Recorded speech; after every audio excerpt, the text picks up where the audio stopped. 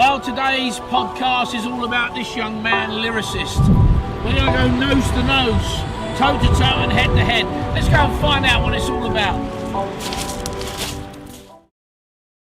Well, here we are. We are with this young man, lyricist. No. What? Oh. oh. Benjamin Boyde now. When did that change? Late last year. But there's a wall, there's a big wall that we've just been to in Newark that says... Oh, why would you want to cover that? Well, just needs an upgrade. Oh, okay. Bit dated. Bit dated. So wait a minute, let's... Bit of the old image going on. Let's go back then, yeah? Let's go right back. Yeah. Right? Take us right back here. When did all this start? Now, when I'm saying all this, these guys don't know what all this is. Yeah. But let's have a little bit of life history. So, what age did you start to write stuff and everything else? I've always been into art and anything creative. I mean, Mum and Dad always says they can never remember me drawing stickmen. It was always like a proper body, everything. So I've always been a perfectionist like that. So I think it started early forms down that route, and then it was about age 11, 12, I started writing and finding a bit of rhythm, because I always remember there was a music teacher there and asked, I've got a song to record, and we organised this an hour slot for me to go and record a song. I only had 8 bars because I never knew how to conform a song. Yeah. So I was there behind the mic, 10 seconds in, I'd stop, take it off, yeah, is that good? And he's like, where's the rest of it? And I was like, oh, and then he took me under his wing a bit, said instead of writing these long sentences so you lose your flow and let's shorten them. Yeah, we write them like this, and then the verses got bigger. Yeah. The songs started to come from that. So what were your influences then? Day-to-day life, everything I saw around me. And I mean, to say my genre of music, you'd expect like Eminem's or 50 Cent, so yeah, I listen to them, but my biggest influences are like Freddie Mercury, Elton John, proper storytellers. Right. So it's strange for that to influence me, but then I do that genre. You'd expect me to sing or do that kind of thing, but yeah, no, I love listening to the stories and painting the pictures in my head of what people are not portraying. Right. What were you like at school?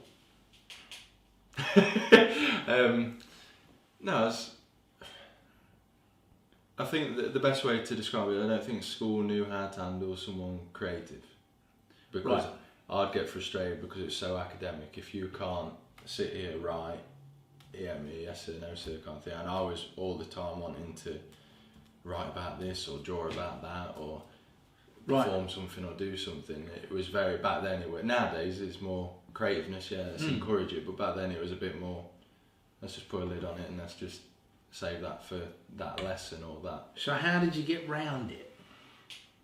I had a very nice science teacher that, not mentioning any names, but she used to let me write rhymes in the middle of the book so I could rip the page out.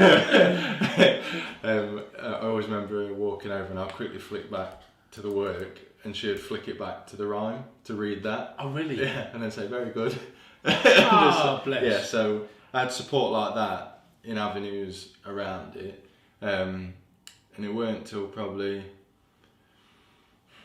9 or 10 teachers started to appreciate it a bit more. I mean, I tried releasing a few singles, like selling them out your backpack kind of thing in the playground, trying to do that, and that was the first time I had an English teacher actually say he liked the story that I was telling and how I was portraying. Yeah. Can you remember what it was about?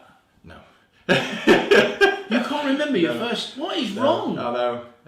Well, I wrote that many. I mean, I always remember I picked up the nickname One Take Timmy because I'd go in the studio, I took my mate because I wanted him on the desk, and so I could just stay behind the mic.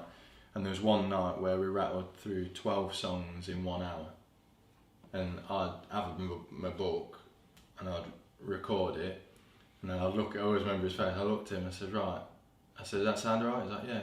I said, right, next one. He's like, what, is that, I said, did it sound alright or not? And he's like, yeah, it sounded good. I said, right, next song. and then he had to roll on to the next song. We did that, and I was looked at, and then by the end of the night, it was just he'd look at me, but and then we had essentially had an album in 1 hour. But why do you feel the need to tell stories? I don't know. I think without being too forthcoming, I think the media twist stuff, TV twist stuff. Everyone twists it, whereas I'm living at that level. I try and like poke my head out of the water kind of thing to tell people what we are, like the working class, are all actually living in. Right. Instead of people that are high on the hill saying, yeah, that's how they're living, but they've never dipped the toe. How do you think we're living at the moment? Well, we're on the brink of change, aren't we, with all the Brexit and all. We have to see where all that goes at the minute, but I think things could be better. In what way? I don't know, more community-wise. I think we've lost that old school British spirit where your neighbours and the community, or look at their bloody photos where they had long tables, everyone was having tea and cake out together and all. Nowadays it's you don't even know who lives opposite you kind of thing. I want to try and bring that. Everyone's equal, no one's above anyone. It's all. I don't know. Just I might be stupid, but I like to visualise that life where everyone just appreciates each other's goals and tries to support each other instead of trying to pull them back down because I'm not getting there. The kind of thing. Do you think you'd have more success in America than you would do here? Probably with my old style of music, yeah. So what was the old style? What's the difference between the two? I always got quizzed about my old style because they were all mates, and I was like, why rap? Like, say back then it was rap. Why are you rapping American? I'm like, well, I'm not trying to, but because I wanted to get the story across, I used to rap slower. So it wasn't like grime that was around there, like Dizzy Rascal and all them that was quick. I appreciate them, and I like the odd song and that, but I always thought if you're spending all this time writing these lyrics, slow it down, let the audience absorb them. I always used to. There's artists that I loved, and I couldn't even tell some words they were saying. I'm like, well, you've wasted all that time writing these lyrics that when you searched them, oh yeah, they're really good, but I couldn't tell you were saying that. So I always went for more the laid back approach, and that. But so some people could say that was like American, but I just did what fitted my genre that I was. Can you remember any of those early days lyrics? No. I wrote that many. Seriously, it sounds big. Well, how many do you reckon you've written them? Easily over 100. Yeah. So, because it was just, like I say, we take that, for instance, that one night, it was 12 songs in that. Yeah, I can remember waking up at 3 in the morning. I'd have to start having a pad and pen next to me. And it was weird. The best way I've ever heard it described was Tupac in Get a Gospel when he said, like, it feels like God's hands on his brain and he's just with a tool. Well, you have something to touch you with, to write it. So it was, and I never thought it was a talent at first because it came so natural. And you're always told, aren't you, if you graft at your talent, like a sprinter, you keep trying to get the time down and all that. So it used to come that natural to me. Like I say, I wake up at 3 in the morning and lyrics would just be there, scribbling down, putting back, go back to sleep and perform the song after. But it weren't until I think it was Jay-Z I heard in an interview, and he thought he weren't going to pursue music because it came easy, and that. But then further on he realised, no, that is my talent. You just craft it more. We kind of thing. Some talents come easy to people. Some have got a glimmer of it, and they have to work it. It works different for everyone, but because it came so easy, I just thought, no, it's just. Nothing kind of, it's just something I do. But so you do a lot of writing? Yeah, always writing. Do you always use paper? Sometimes I move with the modern times and I text it down, but then with predictive text and that, Meg will laugh at me because I'll be there getting frustrated because it's there and I'm trying to type. I'm like, no, delete that and trying to type. So it's just easier I mean, there's drawers here with pads and pens in the front room. There's pads and pens upstairs. I've killed a lot of trees, I think. You've certainly done something. I notice there's a lot of writing on your body. Yes. Is that your writing or is that someone else's? No, it's. Well, aspire to aspire. I'd seen written about, and it's just little quotes that come to me that are like positive, and everything means something. I've never walked in and been like, yeah, I want that. Yeah, right. Like obviously each to their own. Some people do that, but everything of mine has always got a meaning. It's just another form of expressing. You know, I mean, it's outside the box, isn't it? So it's just another form of expression. So what is it you're really after? What is it you want in life? Just to be heard. Really. I mean, I've always said. Obviously, I mean, having a family and that now, it's nice to think, oh, I could get to a platform where I can make some money from it. But that's never been the end goal for me. So the end goal for me would to be, say we're sat in a coffee shop now, and someone comes up to me and like, oh, I just had to say, I was in a low place where I heard your song and you helped me get out. That to me is worth more than... Really? Yeah, and I mean, you can ask mum and dad, I've always said that. It's never changed throughout. As soon as I started writing at 11, I just want to help people. I think, like I say, going back to school, I never had much help. And I know not lonely, but you're knocking on the door all the time. Yeah, we kind of think, help me. Yeah, and not in a big headed way, but when you know your words they need to be heard, and you're knocking and knocking and knocking, it does grind you down. So I want to take all that unnecessary stress away and just be like, no. Yeah, I mean, like I've always said, if I did make it, I'd always come looking around the doorstep for talent. I'd never, I don't know, say you get to Adele wants to do a song with you, yeah, that's brilliant. But also there's a local singer at Newark. Yeah, but it's just as good, but you got the break. That's nice though, isn't it? It's a nice thought. Yeah. You know, that you're willing to give back. Yeah, definitely. And everything else.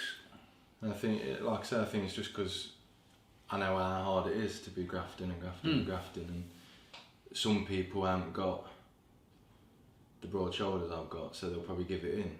And it's like, damn, because you've got it. Yeah, you just need that right time, right place. How many knocks have you had? What, knockbacks? Ooh, quite a few. Yeah, quite a few. But what keeps spurring you on then? Because I mean, like you say, the average Joe or whatever would just go, I ain't doing that no more. I've had enough. What keeps you going? The lyrics won't leave me alone. It's like, I put it, when I had my daughter, I put it on the back burner, and obviously I was like, well, I'm going to be a dad now, so obviously you're older, life changes. And I'd still find myself saying, oh my God, I've got to write this down, because it just plagues you, kind of. Did you write anything when your daughter was born? No, that's one thing everyone says to me. Tell me you did. You must have wrote something. How did that make you feel? Great. I love her. I love her to bits. But I think for so long, I'd wrote about not negative stuff, but I mean stuff that was going on about trying to get high. Yeah, I mean trying to graft, trying to do this, I always said this thing where I can't write positive songs. Oh. Because I've been stuck in such a rut of trying to be heard. And I mean, my friend Dion, he said, right, what about your daughter? I was like, I can't. And it's not the fact that I can't say how much I love her to bits. Yeah. But putting it in that format, it's almost like the folder in my head it's for trying to spur on the person that's still knocking. Right. Yeah, we don't use it for that. Yeah, I mean, I see her every day. It's lovely. Yeah. I've got that. But this is for them that hasn't got that little bundle of joy and stuff. Well, let me ask you a question, and that would be, what words or phrases would you use, in order to describe her? Describe Rosie. Beautiful, charismatic, caring, mother hen. She's very mother hen. Is she? Yeah. How old is she now? 5. 5, and she's a mother hen. Yeah. Like I don't know, say Meg's telling me off, she'll be there next to Mummy with her arms folded, look like telling you off as well, and it's like, yeah, she's very caring child. But no, I love her to bits. Who's the caring one in the family? All of us are, but I probably care too much. I'm like they call me the silverback because I'm like big strong daddy, and I'm very protective kind of thing. I probably care too much, but then I've got my songs to leak it into kind of thing. So I just care. I think like I say, going back to people, like knocking on the door, I just care. Yeah. And I think in the past sometimes that's been taken advantage of, because obviously it does. Yeah, I mean it will. People will do that. Yeah. You know. So I've learned to have the broad shoulders to take that and to pick out people. Yeah, I mean CBS when. Yeah, I mean, just walk around with my eyes wide open kind of thing. Whereas before I'd be like, well, if I help you, you'll help me out. No, but there's never it's time to help me out now. Yeah, what? I don't know. Yeah. So there's a lot of that. Yeah, unfortunately that's a way of life, isn't it? Really, you know what I mean? You know, everyone wants to grab. You know, giving back is not easy. But so I think that's what embedded that in my mind more so. I'd never be one of them that I get the step up and buy. Yeah. I've always said I'd always reach back down and be like, right, you guys now. What are you working on now? You got anything you're working on? Yeah, my latest song is all about homelessness, because obviously that's on the rise and you're seeing it more and more. Big subject. Big subject. Yes. Excuse me. And you're seeing it more and more, and I don't know, you're seeing even stupid stuff like in town with the shops closing down, and it just all seems in a bit of turmoil at the minute. So yeah, again, it was a relevant topic. So I thought. So what have you done then? What's the story about? I've tried to do it from being in that position of having everything snatched away from you, so you're being in a good place, like money wise and everything, but because things keep changing, you end up having it all snatched away. Can we hear some of the lyrics? Have you got any? Yeah. Cool. The infamous book and pen.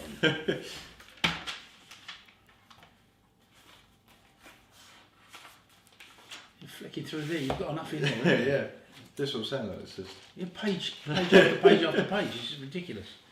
Well, it's not ridiculous. I mean, it's sorry for that. Yeah. So I'll just say stuff in it like I've seen it fade away, all gone before my eyes. But look at the situation. Can't say that it came as a surprise. And then like I try and do like metaphors. So I say never put money in the cup. Now the cup's mine. The game changed. Because how many times we've all done it? Walk past homeless, but you got any change now? But then if it was you with the cup, how much would it change? Yeah, I mean, and then each brick fell away, but the memories stayed. So it's like even there is reference to your house being taken from you. So stuff like that. And then there's that famous saying, isn't there, rags to riches. Well, I say flip the script on that. We've gone riches to rags. So it's just a lot, clever, a lot of wordplay in there, and even references back to counting pennies for food, like Oliver Twist, and it's just stuff like that. I try and make the listener try and paint their own. Yeah, I mean, I give you enough, but you can paint your own picture with it. I like it to appeal to everyone. I would never like to write. I don't really write love songs because it's just one. Yeah, I mean, there's only so many people who walk around happily in love, while someone's got this going on, that going on. So I try and write it so this could appeal to you, this could appeal to you. It's loosely around a topic, but it breaks off into segments kind of thing that anyone can. But where do you, I mean, you know, with all the sayings and everything else, where are you getting them from? Because I mean, a lot of that you've mentioned there is from bygone days.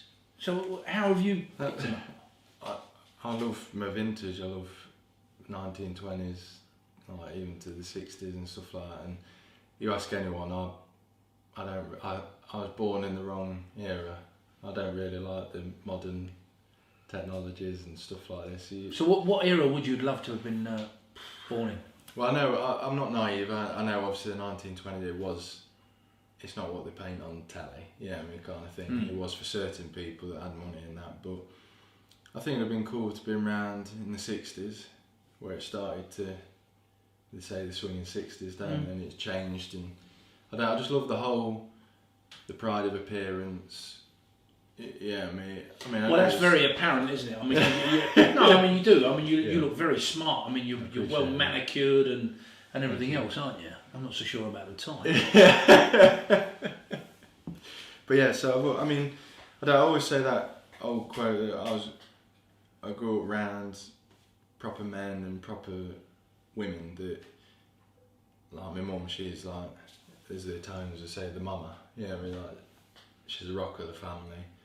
And my father and my granddad and everyone, it was all suits and shirts and just well looked after.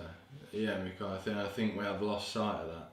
And I'm not saying everyone has to walk around suited to the nines, but mates ask me, like, oh, how do you dress like that all the time? It's like, well, just swap your jeans and t-shirt for trousers and shirt. How does it make you feel then when you've got this attire on? I think I've been doing it that long, it's just natural to me now, but I don't know, it just make you feel a bit more, I don't know, for me, happier and confident, I guess, and just now it's like a stupid way you're prepared for any situation kind of thing. Yeah, I mean, like now there's an interview going on and I'm ready for it. Yeah. No, I mean, I noticed you're wearing braces. I mean, why'd you wear them? Are you on a diet? No, just... Should I be? I don't know, you're very slim. What I'm trying to say is really, I mean, everything fits on you, so why the braces? I just like that kind of look. Yeah. I guess it's a mix. Hold yourself together, is it? Yeah. Hold these broad shoulders down. Yeah. But yeah, no, I just like the whole look. It's always revolves around shirt and tie and trousers. Yeah. Sometimes with braces, sometimes belt, sometimes waistcoat and stuff like that. What would you want to say to a homeless person, you know, that's sat in the street in a freezing cold day, you know? What do you want to say to them? How do you want to help them? Well, it's the story behind it as well, isn't it? How did they might not like you asking, but to find out the backstory and get to know them. Yeah, I mean, it's easy to go up to someone, throw some money at them or give them some food or something, but it means something to them, but probably to get to know them. Yeah, I mean, they probably haven't, if, like you say, take me for instance, someone dressed like this, not saying I'm, me fancy, but to go up to them and sit next to them, that might make the day more than, because it looks. Have you done that? Looks to Have them. you actually done that? I speak to one or two. Yeah? Yeah. Have you ever sat down with them? I haven't sat down. I've stood like I've been lucky. Most of the times I see them, they've been stood up or sat on a wall or something, so they've been level. But I always make sure it comes back to that again. I always make sure I'm their level.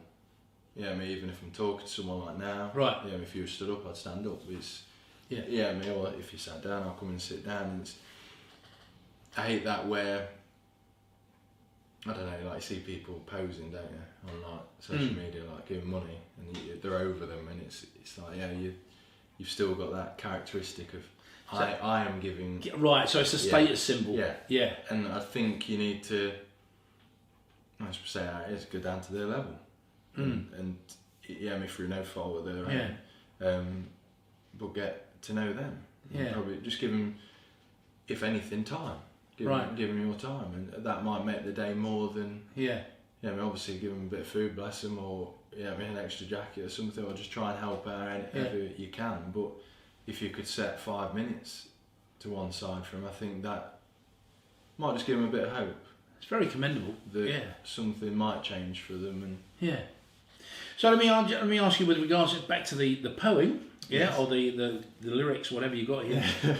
No, about the homelessness. Yeah. Do you have any music and anything else that would run with this now? Yeah. Yes, I'm getting together some musicians and singers, and hoping to get it all together. We've sorted out a practice space. It's just trying to get a studio, and once we get that, we'll get it all down. And they're all happy, more than happy to be on board. So humble artists on board as well. Right. They're not doing it just to get on the track. Yeah. I've sat down like this, I've pitched them it, and you know how blunt I could be. It's like, if it don't concern you or you're not bothered about it, don't be on it. Don't do it. It's got to have heart. Yeah. felt So into it. have you considered this as a charity CD or something? Are you Yes, looking to make yes. money for someone else? Yeah, for someone else, yeah, not Right. me. It's everything that I make from this, I want going to help them, Right. kind of thing. So it's just trying to form meetings with charities and discuss it, Yeah. pitch it to them, get someone on board, and then let's push it and let's just see how much we can help out by. Right. All local artists coming together, trying to do this. Yeah, yeah. Well, I've got to be honest with you. I'm intrigued that you've. Do you have any music that you've looked at for this? Yeah, I've got an Have you? instrumental that I've looked at. Yeah. Well, is there a chance we can listen to that? Yeah. Do you want with the vocals recorded on it, a little snippet, or No, just the I'll tell you what music? I'd like to. I don't know about you guys there. I'd like to listen to the music and get you to read Yeah. or your style. Do it live, Yeah, yeah. as live as we can be, because I mean it's obviously pre-recorded. Sorry about that. We're trying to do it. Yeah. Turn it on. Okay, so just tell us a bit while we're waiting for this to kick in. Then, music-wise, where did you get it from? Where is it? Well, like if it's come down the line in the family. Yeah. I think my mum's always liked music. She used to listen to a lot of like rock. She liked Mark Bolan, people like that. Oh, one of the 70s. Yeah. And my dad is a big fan of Queen, Freddie, Yeah. and all them. So I think that, like I say, I've grew up with that. So, and it was these stories that I was hearing, and like I say, I never felt like I fit in my Right. period. So, So it's you- always you- I looked at them and tried to mix it and Yeah. produce something that is relevant now. Right. So you've actually got. Well, that's nice that you've got a connection, back through the family and everything. I know. I noticed. Is this Alexa? It is Alexa. Alexa, hi. Yeah, like a typical woman. Look at that. I don't know that one. Oh, there you go. She doesn't know something. Brilliant. Yeah. Because I noticed that now you're accessing obviously the internet. Yeah. So this piece of music that you've got, where's that from? It's just off YouTube. To be honest, it's just I often search Yeah. music on YouTube just to inspire something. Then I'll get a rough demo together, then take it to the studio and restructure it all. Right. So it fits the lyrics and everything better. Sure. Um, Oh well, don't let me Yeah. stop you. Go on. You find it, and we shall go and have a listen.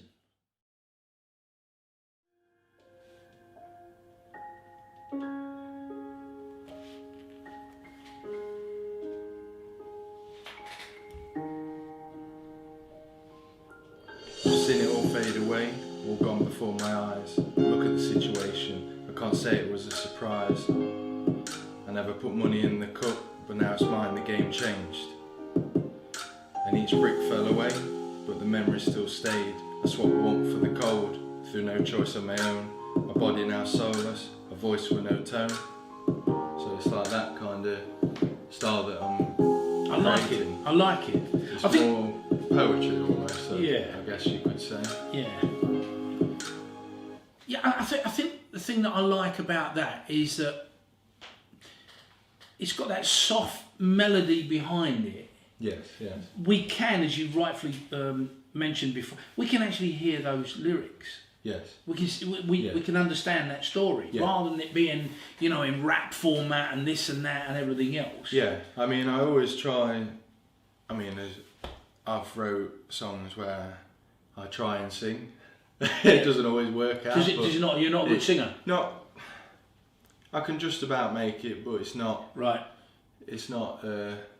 Not a trained singer. Yeah, it's not a Sam Smith ballad. Good heavens, good heavens. He's actually thinking he's a Sam Smith.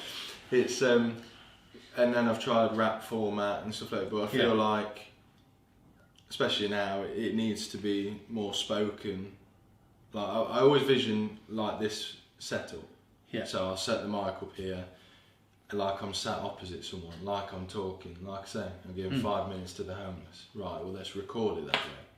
Yeah, I mean, Yeah. there's no point doing a charity song, having it all polished and everything, when the topic ain't polished, it's not nice. Right. So let's do a gritty song to match what we're talking about. Yeah, I mean, Sure, make people listen more instead of it just, there's another charity song. Right. And it's just gone.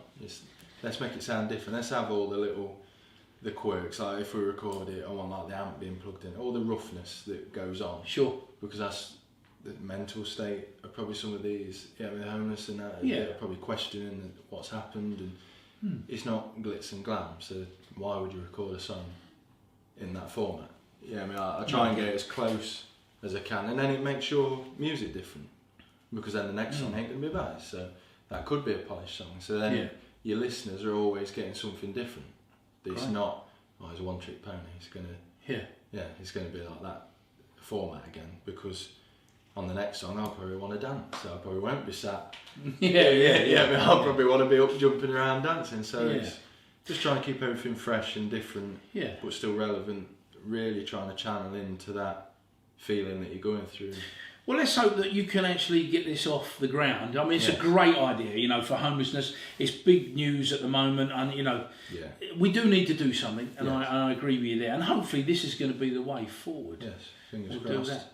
Well, that's it. That's another podcast that's finished. I'd like to say thank you to Benjamin Boyde. Thank you. Got that one right, didn't I? I didn't mention lyricist because he doesn't like that. No. But we do, genuinely. I mean, we wish you all the luck with this, and hopefully this is going to put you on a little road that you can walk for many years. Hopefully, yes. Thank you very much. Appreciate it.